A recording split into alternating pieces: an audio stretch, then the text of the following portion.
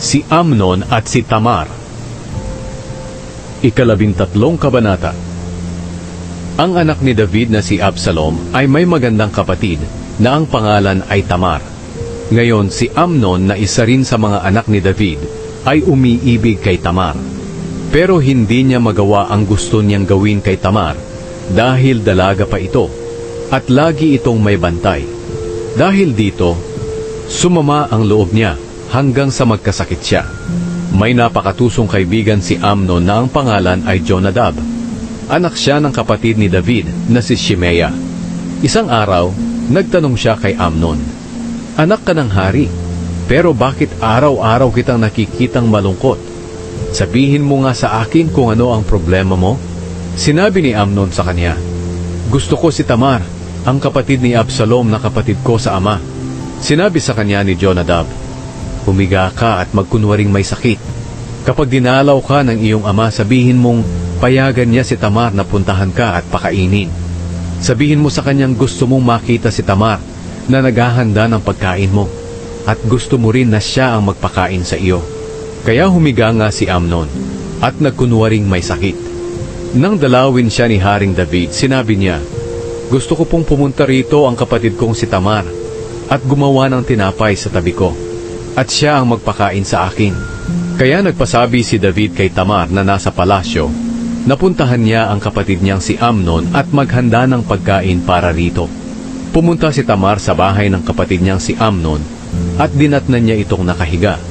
Kumuha siya ng harina, minasa ito at niluto ang tinapay kung saan nakikita siya ni Amnon. Pagkaluto, kinuha niya ito para pakainin si Amnon, pero tumanggi ito. Sinabi ni Amnon, "Palabasin mo ang lahat ng tao rito," at lumabas ang lahat ng tao. Pagkatapos, sinabi ni Amnon kay Tamar, "Dalhin mo sa aking silid ang pagkain at subuan mo ako." Kaya dinala ni Tamar ang pagkain kay Amnon.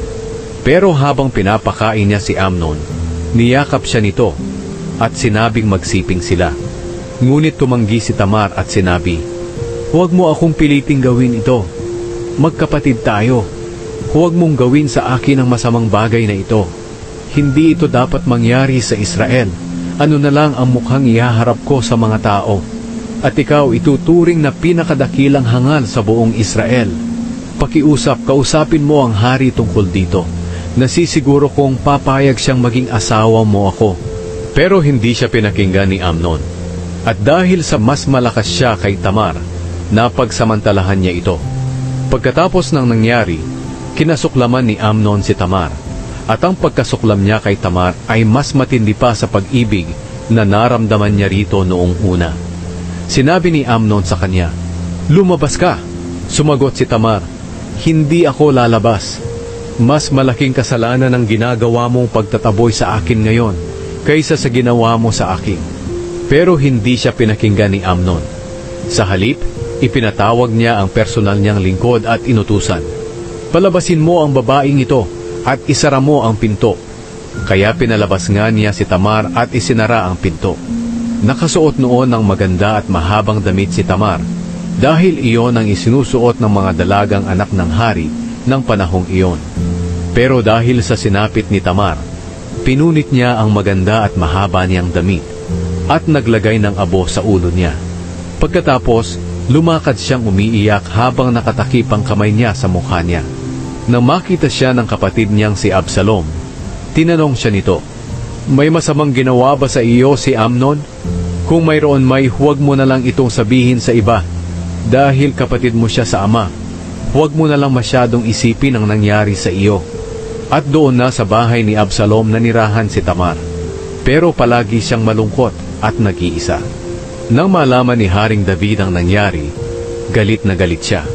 At kahit walang binanggit si Absalom kay Amnon tungkol sa ginawa nito sa kapatid niya, kinasuklaman niya ito sa kahihiyang idinulot nito sa kapatid niyang si Tamar. Pinatay ni Absalom si Amnon. Pagkaraan ng 2 taon, nang pinapagupitan ni Absalom ang mga tupa niya sa Baal Hazor malapit sa Ephraim, inimbita niya ang lahat ng anak ng hari na sumama para magdiwang doon. Nagpunta siya kay Haring David at sinabi, "Nagpapagupit po ako ng mga tupa. Makakapunta po ba kayo at ang mga opisyal nyo sa okasyong ito?" Sumagot ang hari, "Hindi na lang anak, mahihirapan ka lang kung sasama kaming lahat." Pinilit siya ni Absalom pero hindi siya pumayag. Binasbasan na lang niya si Absalom. Sinabi ni Absalom, "Kung hindi po kayo pupunta, si Amnon na lang na kapatid ko ang payagan niyong pumunta." Nagtanong ang hari, "Bakit gusto mo siyang papuntahin doon?"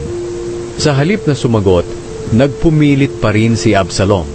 Kaya ipinasama na lang ni David si Amnon at ang iba pa niyang mga anak na lalaki. Sinabi ni Absalom sa mga tauhan niya, "Hintayin niyong malasing si Amnon, at pagsenyas ko patayin niyo siya. Huwag kayong matakot, ako ang nag-uutos sa inyo. Lakasan niyo ang loob ninyo at huwag kayong magdalawang isip." Kaya pinatay ng mga tauhan ni Absalom si Amnon ayon sa utos niya. Sumakay agad ang ibang anak na lalaki ng hari sa kani-kanilang mola at nagsitakas. Habang pauwi na sila sa Jerusalem, may nakapagbalita kay David na pinagpapatay ni Absalom ang mga anak niyang lalaki at walang natira kahit isa. Tumayo si David at pinunit ang damit niya bilang pagluluksa at dumapa siya sa lupa. Pinunit din ng mga lingkod niya na nakatayo roon ang kanilang damit, gaya ng ginawa ni David. Pero sinabi ni Jonadab na anak ng kapatid ni David na si Shimea, "Mahal na hari, hindi po napatay ang lahat ng anak ninyo kundi si Amnon lang po. Matagal na pong plano ni Absalom na patayin si Amnon. Mula pa ng pagsamantalahan nito ang kapatid niyang si Tamar. Huwag kayong maniwalang namatay ang lahat ng anak niyong lalaki. Si Amnon lang po ang pinatay." Samantala tumakas si Absalom. Nang mga oras ding iyon, may nakita ang mga tagapagbantay sa pader ng Jerusalem na may isang grupong paparating mula sa gilid ng burol sa gawing kanluran. Pumunta ang isang tagapagbantay sa hari at sinabi, "May nakita po kaming mga tao sa daan ng Horonaim sa gilid ng burol." Sinabi ni Jonadab sa hari, "Mahal na hari, tingnan niyo po, nandiyan po ang mga anak niyong lalaki gaya ng sinabi ko." Pagkatapos niyang magsalita, dumating ang mga anak na lalaki ni David na umiiyak. Labis ding umiyak si David at ang lahat ng lingkod niya. Ipinagluksa ni David ang anak niyang si Amnon sa loob ng mahabang panahon.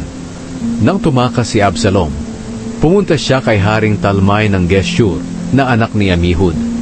Doon siya nanirahan sa loob ng 3 taon. Nang lumipas na ang pangungulila ni Haring David kay Amnon, nangulila naman siya kay Absalom.